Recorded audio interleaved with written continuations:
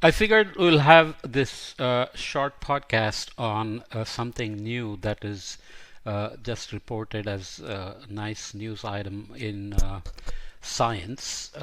It's about these flexible solar cells. So you can see the design here that you are used to seeing solar cells, photovoltaics installed as panels on top of roofs, buildings, solar farms, and so on. But here is something that is a curved thin film panel made by Heliatech, a German solar company. So this is from a wind turbine in Spain. So imagine you are producing wind energy, and then on the structure itself you have these flexible solar cells. So you can imagine that these are going to create a lot more space for capturing solar energy as opposed to just flat panels. There are many opportunities to put them on clothes, bags, military equipment, soldiers, buildings, and so on. So these transparent organic photovoltaics are incorporated into the glass facade here of the biomedical and physical sciences building at Michigan State University. A lot of research is going on, and you read it correctly here. These are organic materials, so the bonds and the structures and the uh, various um, options exist for making these more flexible than the so-called SIGs, copper, iridium, gallium, selenium kind of cells that are typically made silicon based, but then you had perovskite, which made a lot of noise because the efficiency of these so-called OPVs, organic photovoltaic cells, tend to be low as of now, even though a lot of research is going on to increase their efficiency from 10 less than 10% to maybe above 20% and so on. Perovskites can reach 24%. They are a mix of organic and inorganic materials. They have advantages over silicon for solar cells in many ways, but they use toxic materials, so there is an advantage for these organic photovoltaics in terms of reducing toxic materials into solar cells. But photovoltaics have their own limitations other than efficiency, and there are some operational issues that we have to look at here. But they also can get degraded by UV. So the advantage is that you can design them to absorb IR and allow visible to go through, which is why you can use them in buildings like this. So you're allowing light to come in and yet using the longer wavelengths to produce energy. But UV can degrade the bonds just like organic matter, including us, are susceptible to UV radiation, the ozone hole problem, and so on and so forth, right? But now there are newer methods of adding something like zinc oxide to reduce the UV degradation and extend the life of these organic photovoltaics for longer than a decade or a couple of decades, and so on and so forth. The other detail is given here compared to silicon cell, which has an anode and a cathode. So when the solar energy is captured by the material, an electron is excited, and then a so-called hole is left. So you have positive and negative poles created, and they go to anode and cathode to create a current, which is energy.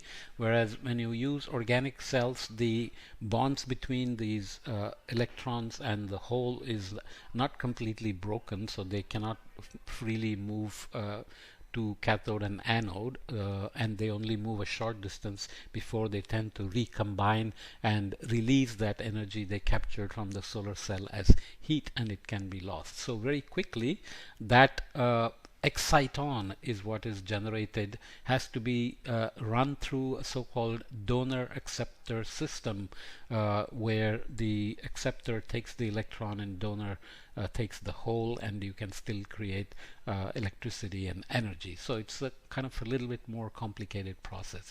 So solar cell rivalry is then growing between the silicon cell and the organic cell. Silicon solar cells dominate the market, but new flexible thin film organic photovoltaics are surging in performance and could open up new applications. Both types of solar cells have a sandwich-like structure, which is shown in a simplified way here, but they differ in how they move charges to create an electric current, which is what is needed to get energy or convert solar energy, light, into a current and energy. So sunlight kicks electrons out of their atomic orbits. The electrons travel to the anode and then through an external wire to the cathode to run the electricity. So here you have electron being excited, being attracted to the anode, and then externally you bring it back to the hole, which is what is left behind when the electron is excited. So each injected electron leaves behind a positively charged hole, which travels to the cathode, where it recombines with the electron through this external wire, and the circuit can keep going, which is how the batteries work, for example, when done chemically or otherwise.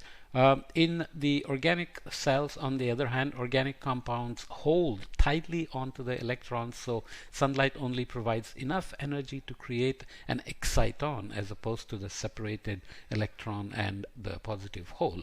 These are bound pairs of electrons and holes, so you can see that that exciton then has to very quickly reach the acceptor-donor system, where the two can be separately taken to the cathode and anode. So interleaved donor and acceptor materials pull the excitons apart, allowing the charges to travel to their respective electrodes. So carbon materials like fullerenes are very good at attracting electrons, so they were used as acceptors, but there are other issues with using fullerenes, and now newer materials are being designed for acceptors and donors for making the organic PVs work. So obviously organic PVs will not directly compete with solar for now in terms of all these details and complications. So their applications will be very different, maybe inside the rooms where IR can be used, or as building facades where they can serve as windows and energy units on various objects like wearable electronics and so on and so forth. So the competition between them continues. Organic photovoltaics took a big hit when perovskites came along and increased the efficiency of their light harvesting to over 20%, something like 24%. So this battle continues. The brightening prospects idea looks at a 2-decade rise in the efficiency with which organic photovoltaics turn sunlight into electricity, which is driven at first by molecules called fullerenes and changes to the film's structure, and then by better donor and acceptor materials to separate the positive and negative charges. So cell efficiency, you can see, originally died in the lab because of the very low efficiency, has had a couple of jumps and rises along the way, and expected to cross into perovskite kind of range above 20%. Of course, all the solar cells have to jump in the efficiency for us to harvest enough of the solar energy efficiently to do what we want to do, mainly to continue our lifestyle. But instead of burning fossil fuels and emitting carbon, we use these kind of renewables to reduce emissions and keep our eye on the global warming targets and so on and so forth. So that's kind of a very short introduction to the idea of organic photovoltaics, and you know the pros and cons and where they stand right now. So silicon still dominates the market. Perovskites are coming along, but they are not they are not outcompeting solars yet, and organics will not outcompete silicon.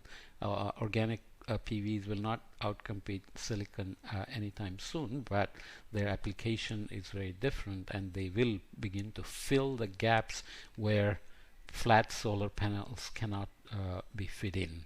Okay, so just keep that in mind, and we'll keep tracking these advances as we go along.